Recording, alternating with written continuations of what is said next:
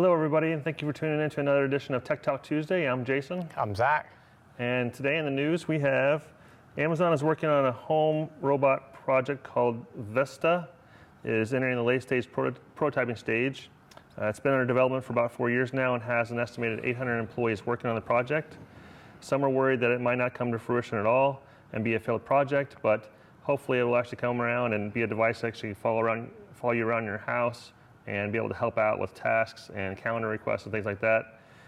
It's speculated the Vesta project is Amazon's Echoes with navigational capabilities, and to be able to walk around the house and see if an intruder's coming in, or to give you a camera view of what's possible for intrusion or window detection, things like that. Microsoft has won a contract with the U.S. Army to supply them HoloLens-based headsets. It could be worth $21.88 billion over the next 10 years. The headset combines high-resolution night, thermal, and soldier-borne sensors into the headset's display. It also lets them train in simulated lifelike environments to better prepare them for operational tasks. Yeah, it's a huge win for Microsoft. It's a huge project, $22 billion for over 10 years. That's a lot of money, so we're kind of sort of wondering how that's going to pan out. Hut 8 mining company, one of the top Bitcoin mining companies, has ordered $30 million worth of NVIDIA's CMP graphics cards. They plan to have everything up and running by this summer. There are 4 different CMP devices. It's currently unknown which device they're actually using. The CMP devices are marketed towards Ethereum mining, so it's speculated that Hut 8 is going to be going into Ethereum mining as well as Bitcoin mining. This can't possibly help with the current shortage of cards in general. Microsoft Office 2021 will be launching later this year for Windows and Mac devices. This version is not subscription-based like the current one is. There will be outright costs to it, and you can expect the same prices as the current Office 2019. It'll be available in 32-bit and 64-bit versions. It is said to have a support of up to 5 years. Yeah, so currently we're working on Office 2016 for the home and student version, or the home and business version that you can actually buy discs for. So this will be a nice little upgrade with hopefully some feature benefits. It has come out, and the Ubiquiti hack in January was catastrophically worse than initially released. Ubiquiti first stated, "We are not currently aware of evidence of access to any databases that host user data, but we cannot be certain that user data has not been exposed." A whistleblower security expert released that this hack actually exposed very sensitive customer data. The hackers may have gained full read-write permissions access to Ubiquiti's Amazon Web Services database. Coinbase Direct Ipo is set for April 14th after SEC approval. Coinbase, the number 2 cryptocurrency exchange only behind Binance, said Thursday that it will begin trading on the New York Stock Exchange April 14th after receiving initial approval from the SEC. The company will trade on the NASDAQ under the ticker COIN, C-O-I-N. The approval is a milestone for cryptocurrency advocates who have piled into blockchain-related assets like Bitcoin. It's a huge win, giving credibility to cryptocurrencies as a whole. As you may or may not be aware, if you are buying or selling cryptocurrency, you have to have an exchange to use that sale to help with the blockchain ledger. So Coinbase is the number 2 currently behind Binance, and that allows you to be able to sell and buy cryptocurrencies, and this gives us a huge validity over what it has been in the past. China's first 7-nanometer GPU nears mass production. Due in part to the increase in demand and limited availability of graphics cards and semiconductors, more companies are looking to get into semiconductor and graphics card production. Shanghai-based Tianshu Intellectual Semiconductor announced last Wednesday that it's nearing mass production and commercial deliverability of Big Island, which is China's first domestically produced 7-nanometer. Tianshu Xinxin claimed that it offers nearly twice the performance of mainstream manufacturers' productions at a lower power consumption while offering more attractive price to performance ratio. Pricing details were not available at this time. China plans to produce these local cards instead of being so reliant on companies like AMD and NVIDIA. All right, today's tech tip is on updating your software. Windows and other programs that you have on your computer need to be updated, especially the security features on programs like Windows Defender, or if you guys use companies like Norton Antivirus or McAfee or whoever you guys are using, but all those softwares need to be updated if they aren't on scheduled updates already. We have some big Windows updates coming up here shortly, but you should definitely upgrade your security software at least weekly. Today's production talk is going to be in regards to networking equipment and networking peripherals. And to that, we're going to go to Zach first. So we'll talk about these devices in stages, and we're going to start with the modem. This gives you access to the internet, what Jason has right there. This is commonly owned by the internet service provider, but you can also buy your own, like what we have here, which is actually what we recommend to do instead of, because when you buy them from your ISP, you're renting them out and paying continually rather than the upfront, maybe more expensive cost, but once you've paid for it, you're done. You have to continue paying for it. So currently on these, when you guys are renting these from your ISP, like Cox or AT&T, who you get them through, they might be an older generation, or they're a combo unit with a modem Wi-Fi unit together. What we find is that if you guys have a dedicated unit, they seem to work better. So like a dedicated modem and a dedicated router. Plus you can get the newer versions, like this is the DOCSIS 3.1, which if you go back to your equipment and you check with Cox or you check with your internet provider, you can always go through there and see if they have an outdated one. If you have a DOCSIS 3.0 or newer, or sorry, an older, you definitely need to get those upgraded. But we definitely prefer a dedicated cable modem and then a dedicated router on its own. So you'll connect this to your router with Ethernet cable, whichever category you want. But if you only had one computer and the modem was sitting right next to the computer, you could just plug the computer straight into the modem. Yeah, you definitely don't have to have a router. Yeah. So getting into routers at that point, these take all the network traffic and make it routable outside of your local network. This is what broadcasts Wi-Fi for your phones, computers, etc. So if you were just running your internet off the modem, you wouldn't be able to get Wi-Fi because the modem doesn't broadcast a Wi-Fi signal. Newer routers are now using Wi-Fi 6, which has a label of 8X. The 5 has AC, and then... And the previous generations are before that. But if you still have the combo unit from Cox currently, which is, it's usually like an AC router and modem, I wouldn't use that. I'd definitely go to an AX. AX has a better throughput.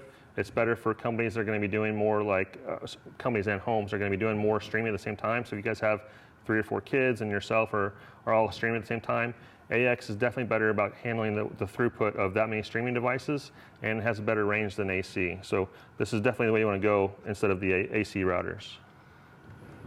So for home networks, you probably recognize these, but when you get into corporate networks, the top one here is more of what we're looking at. This is a managed version of a router.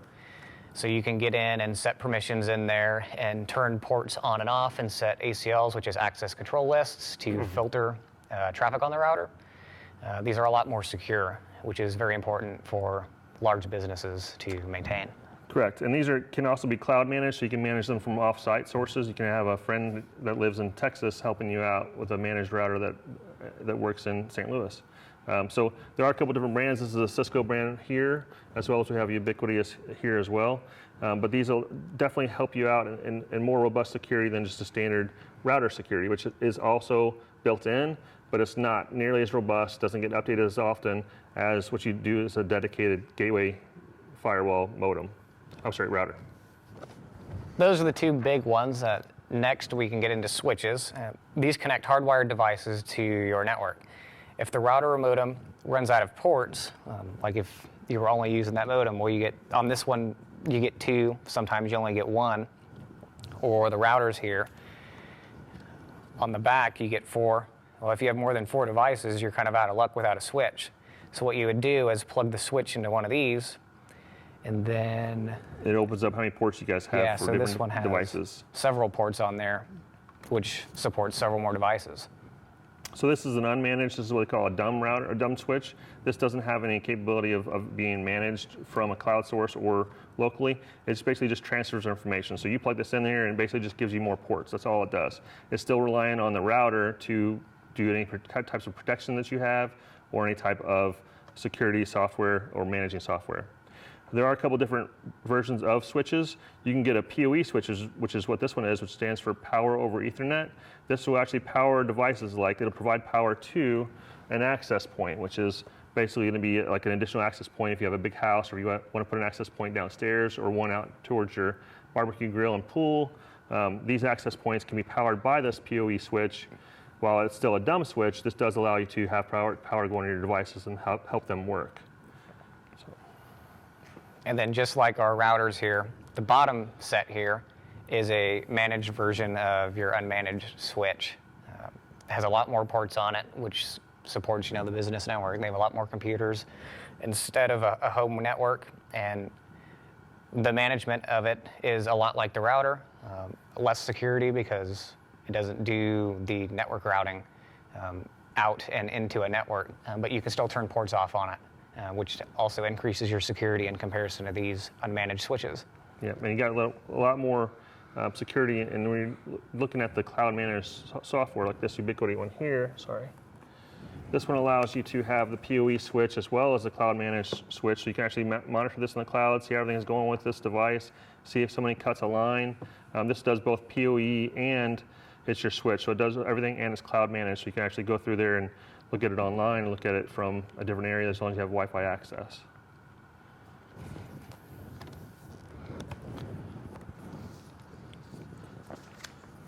Your access point down there on the end that Jason brought up increases a wired or wireless network scale. So it's a given size with a single device, and you install that at a little bit distance away from this one, and then you've now encompassed both of those spaces together. Yeah, this really helps out with different levels of a house, like different floors, as well as if you guys are trying to get into a basement or to an outside area, you can buy these access points to be directional, you can buy them to be outdoor rated. But when you're trying to provide internet to other areas, it can do high frequencies where you can have two different devices, maybe a half mile apart, so that way you can still get Wi-Fi to your barn or wherever you guys need Wi-Fi access. And then some newer routers come with an AP mode that you can put them in, which work very well in comparison to some of the Wi-Fi extenders that you may see on the market or directional antennas like that. Yeah, I've never had good luck with a Wi-Fi extender. It's always been, it works for a little bit, but then it just starts getting really, really convoluted and stops working over time, or it gets kind of sort of pointless to where it's not even seeing the network anymore. But I've never had a very good luck with extenders in general. Having an actual dedicated access point where it's actually wired or a direct feed to a Wi-Fi connection, having access points is significantly better than having a repeater or an extender. Next, getting into firewalls, these are the network security systems that control and filter all the traffic that goes in and out of your network. And they can be software-based or physical devices. Most corporate networks have a physical device, and they work better in terms of the scale of the network. The software ones on each computer, one computer is not going to protect your entire network, so you have to have its own device to do that. Yeah, usually devices like this Ubiquiti one here, which is your firewall gateway, this would help with the software that's combined with the software it has. It is designed to be able to help filter out any kind of DDoS attacks or any type of malicious software coming in general. That's your first and foremost penetration wall. Yeah, most home networks can get away with the software-based firewall because a lot of them are peer-to-peer networks. So this router here would be more inclined to be your software-based. It has software in there to help you as a firewall, but it's not very robust at all. It's just kind of sort of a basic firewall. Where you have a device that's designed to be a firewall, it's both software and hardware like this Ubiquiti one here. And the physical devices can cost anywhere between $300 and $1,000. As with anything tech, you can get as expensive as you want, but you can expect to spend about $300 for a low-end firewall. And just because you're at home doesn't mean you can't get some of this networking equipment at your residence as well. Maybe you want more privacy and more protection, and you actually need a full-blown networking system, not just a router and a modem, and that's it, which this is probably 95% of the people out there, but it doesn't mean you can't go ahead and buy a gateway. This would go between your modem and your router and keep your network more safe than having just a standard two-piece here. And last but not least, we're going to be talking about some of the dongles that we have. So in order to access these networks, you either have to have built-in Wi-Fi that's in your home or your computer, your laptop, desktop. This one here is the device that actually plugs into a PCIe slot on your computer. This will allow you to have, this is an AX, so this would allow you to utilize the AX system that we're talking about, the newest Wi-Fi, which if you have an AX router like this one here, you might not be able to get the same speeds or benefits if you don't have an AX device. So whether it be your phone or your laptop or your desktop, you definitely need an AX device to be able to get all the benefits out of that. If you don't have an AX device and say you have an AC device, you can still get some of the benefits in speed, but you won't get a lot of the benefits in regards to the multiple in, multiple out output of them. So this is an AX device. You can just put this in any desktop as long as it has a PCIe slot, and you run the antenna on top. And this is an AC device, which is just a little USB dongle, which allows you to be able to have Wi-Fi if a laptop's Wi-Fi card goes out, or if you have a laptop that doesn't have Wi-Fi, or a device that you need to have Wi-Fi to. This is a standard kind of sort of USB dongle that would work in a laptop or a desktop. All right, well, thank you guys for watching. Tune in next week, and we look forward to hearing from you guys. If you guys have any comments or questions, please post them below. Till next time. Thank you.